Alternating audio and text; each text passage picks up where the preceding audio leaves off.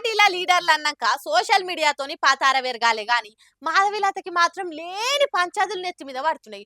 రోజుకో ట్రోల్ వీడియోను కేసులు వేసుకొని ముచ్చట్ను ఏదో ఒకటి వైరల్ అయి కమలం క్యాడర్ ను నారాజు చేస్తున్నాయట. మొన్న అక్క బాణం పట్టుకొని మసీద్ మీదకి ఇసిరినట్టు వైరల్ అయిన వీడియో పెద్ద పంచాయతీ అయ్యే వరకల్లా ఇగో ఇప్పుడు ఇట్లా క్లారిటీ ఇస్తుంది. హైదరాబాద్ బీజేపీ ఎంపీ క్యాండిడేట్ గా హైకమాండ్ చెప్పేదాకా మాధవీలత అనే పేరు మస్తు మందికి తెలియదు. కానీ ఇప్పుడు మాత్రము ఆమె పేరంటే తెలియడం లేరు, సోషల్ మీడియాలో ఆమె వైరల్ వీడియోలు చూడడం లేరు. ప్రచారంలో జోరు చూయించుకుంటా బాణం సూటి పెట్టి మసీద్ మీద ఇడిచిపెట్టినట్టు పోజ్ ఇచ్చిన వీడియో ఒకటి మస్తు తిరిగింది కదా. ఇక ఆ వీడియో మీద షేక్ ఇమ్రాన్ అంటే ఆయన ఆదివారం నాడు బేగం బజార్లో ఆమె మీద పోలీసులకు ఫిర్యాదు అయ్యిండు. ఇక ఆడితోనే ఆకుండా ఎలక్షన్ కమిషన్ దాకా తీసుకుపోయిండు ముచ్చట. ఇక మొత్తానికి కేసు ముచ్చట మీద మాట్లాడుకొచ్చింది మాధవీలతక్క.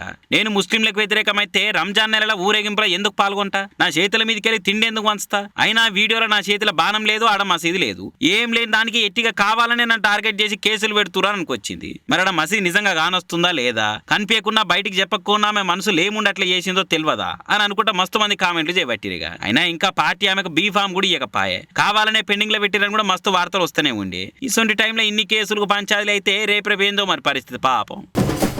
మా తిప్పలు తీర్చుర్రి, మా గోస పట్టించుకోర్రి అనుకుంటా రైతుల వార్తలు కొన్నొద్దుల సంధి వస్తూనే ఉన్నాయి. వాళ్ళ ముచ్చట్లు ఏదో ఓ తీర్లో ఈయనొస్తూనే ఉన్నాయి.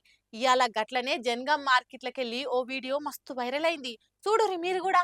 అందరికి అన్నం పెట్టి కడుపు నింపే రైతనకే కడుపు మండి నిరసనకు దిగే గోసొచ్చింది పాపం. మా ఒడ్లు కొంటలేరు అనుకుంటా జనగా మార్కెట్ల ధర్నాకి దిగిరు రైతులు. ఇక పోలీసులు వచ్చి ఏం పంచాది అని నడుచుకొని వచ్చారు. మీరు ఇట్లా లొల్లి పెట్టొద్దు, లేవురి మొదలు అని రైతులతో మాట్లాడుతుంటే ఇగో ఈముండి అయ్యా సారు మా ఒడ్లు కొననీరు సారు మీ కాలు మొక్తా అని బూట్ కాలు మొక్కుకుంటా ఒక్క తిరిగా బతిలాడింది. ఇక ఈమె గోస చెప్పుకుంటా బతలాడుతున్న వీడియో మస్తు వైరల్ అయ్యే వరకలా చూసిర్రా. ఈ సర్కార్ అన్నదాతల్ని అరుగోసలు పెడుతుంది, ఒడ్లు కొనకుండా రైతుల్ని రందుల పాలు చేస్తుంది అనుకుంటా ఈ వీడియోని సోషల్ మీడియాలో తిప్పబట్టిరు.